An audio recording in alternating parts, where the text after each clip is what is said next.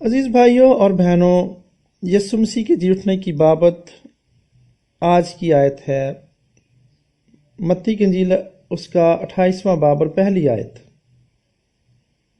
اور سبت کے بعد ہفتے کے پہلے دن یعنی پاؤں پھٹتے وقت مریم مگدلینی اور دوسری مریم قبر کو آئیں۔ میرے عزیزو، آج ہم اس آیت کے حوالے سے قبر پر پہنچنے والی خواتین کے رویے اور جذبات کو دیکھیں گے۔ ان کا پہلا جذبہ ہمدردی کا جذبہ ہے۔ یہ پہلی چیز ہے جو ہم دیکھتے ہیں۔ یہ عورتیں خداوند یسوع مسیح سے سب سے زیادہ پیار کرتی ہیں۔ انہوں نے گلیل میں یسوع کے ساتھ خدمت کی، انہوں نے اس کی ضروریات کو پورا کیا، انہوں نے یسوع مسیح اور اس کے ساتھ سفر کرنے والے شاگردوں کے لیے کھانا مہیا کیا اور مہمان نوازی کی، اور یہاں تک کہ جب یسوع نے گلیل میں منادی کی، انہوں نے پیسے اور وسائل بھی مہیا کیے۔ وہ خداوند یسوع اور اس کے شاگردوں کے ساتھ فسح کے موقع پر یروشلم آئیں۔ وہ صلیب کے موقع پر بھی وہاں موجود تھیں۔ جب یسوع کو دفن کیا گیا تو بھی وہ وہاں موجود تھیں۔ ہم نے انہیں متی کی انجیل کے 27ویں باب کی آیت نمبر 56 میں صلیب کے پاس کھڑے ہوئے دیکھا۔ ہم نے انہیں آیت نمبر 61 میں قبر کے سامنے بیٹھے دیکھا، اور اب وہ تیسرے دن کی صبح دوبارہ وہ قبر پر آئی ہیں۔ وہ وفادار ہیں، وہ محبت اور ہمدردی کے جذبے سے سرشار ہیں۔ آئیے ہم دیکھیں کہ آیت نمبر 1 میں کیا لکھا ہے۔ مریم مگدلینی اور دوسری مریم قبر کو دیکھنے آئیں۔ دوسری مریم یعقوب اور یوسیس کی ماں ہے، یعنی مریم جو کلوپاس یا حلفئی کی بیوی تھی۔ اس دوسری مریم کا 27ویں باب کی 2 آیات میں بھی ذکر ہے۔ دونوں قبر پر آتی ہیں۔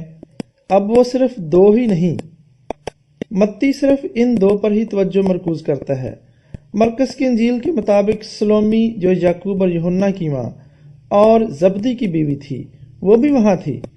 یہ مرقس کی انجیل کے 16ویں باب کی پہلی آیت میں لکھا ہے۔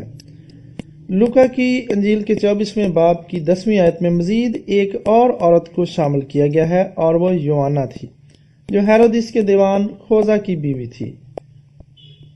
یوحنا نے صرف مریم مگدلینی کا ذکر کیا ہے، لیکن 20ویں باب کی دوسری آیت میں مریم مگدلینی کے حوالے سے کہا ہے کہ اس نے کہا ہمیں معلوم نہیں۔ لہٰذا ہمیں کے استعمال سے ہم یہ بات سمجھ سکتے ہیں کہ یوحنا نے بھی ان تمام خواتین کو دیکھا۔ لہٰذا اگر آپ تمام اناجیل کا موازنہ کریں تو آپ کو تمام عورتوں کا پتہ چل جاتا ہے جو وہاں موجود تھیں۔ یہاں خواتین کا ایک گروپ ہے جو صبح جلدی آتا ہے۔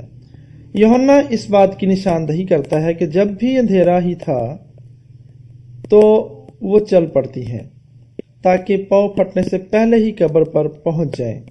وہ خداوند سے محبت کرتی تھیں اور وہ ہمدردی کی وجہ سے قبر پر آئی تھیں۔ میرے عزیزو، آپ سوچتے ہوں گے کہ کیا وہ مسیح کے جی اٹھنے کو دیکھنے آئی تھیں؟ نہیں، وہ مسیح کو زندہ ہوتے ہوئے دیکھنے نہیں آئی تھیں۔ جتنی بار بھی یسوع نے زندہ ہونے کے بارے میں بات کی تھی، جتنی بار اس نے جی اٹھنے کا وعدہ کیا تھا، ان کا ایمان اس بات کو سمجھ نہیں پایا تھا۔ وہ اسے قبول نہیں کر پاتے تھے، وہ اس بات پر یقین نہیں کر پاتے تھے۔ آپ کہتے ہوں گے کہ پھر وہ وہاں کیوں آئیں؟ پہلی آیت میں کہا گیا ہے کہ وہ قبر کو دیکھنے آئی تھیں، نہ کہ زندہ مسیح کو۔ وہ صرف قبر کو دیکھنے آئی تھیں۔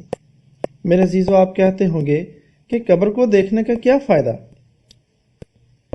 مرقس 16ویں باب میں ہمیں بتاتا ہے جب سبت کا دن گزر گیا تو مریم مگدلینی اور یعقوب کی ماں مریم اور سلومی نے خوشبودار چیزیں مول لیں۔ اس میں کوئی شک نہیں کہ اس سے پہلے کی رات جب سبت کا وقت شام 6 بجے ختم ہوا تھا، پھر شاید دکانیں کھلی ہوں اور وہ کچھ خوشبودار چیزیں خرید پائی ہوں۔ یہاں وہ صبح کے وقت آئیں، وہ خریدی ہوئی چیزیں اس کے جسم پر ملنے کے لیے، اور ہفتے کے پہلے دن بہت سویرے جب سورج نکلا ہی تھا وہ قبر پر آئیں۔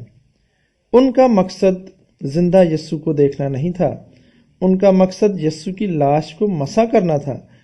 میرے عزیزو، آپ سوچ سکتے ہیں کہ یہ کیا بات؟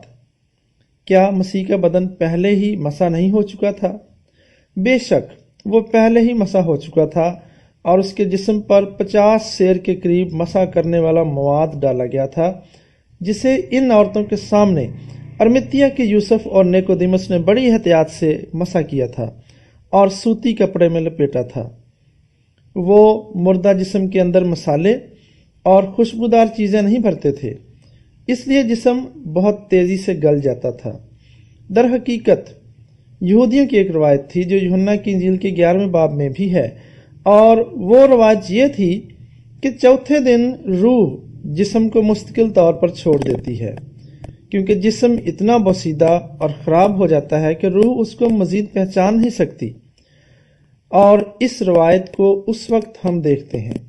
آپ کو یاد ہوگا کہ لازر کی بہن نے یسوع سے کہا، اے خداوند، اس میں سے تو اب بدبو آتی ہے کیونکہ اسے 4 دن ہو گئے۔ دوسرے لفظوں میں ہم کہہ سکتے ہیں، کچھ بھی کرنے میں بہت دیر ہو چکی ہے، روح پرواز کر چکی ہے، جسم گلنے لگا ہے، اور ہو سکتا ہے کہ یہ عزیز خواتین تیسرے دن یہ سمجھ کر آئیں کہ اگر وہ 1 دن بعد آئیں تو اس کے پہلے ہی جسم بوسیدہ اور خراب ہو جائے گا اور وہ اس کی خدمت نہیں کر پائیں گی۔ اور اس سے پہلے کہ ایسا ہو، ایک آخری بار جسے وہ عزیز رکھتی تھیں اس سے محبت اور ہمدردی کا اظہار کرنا چاہتی تھیں۔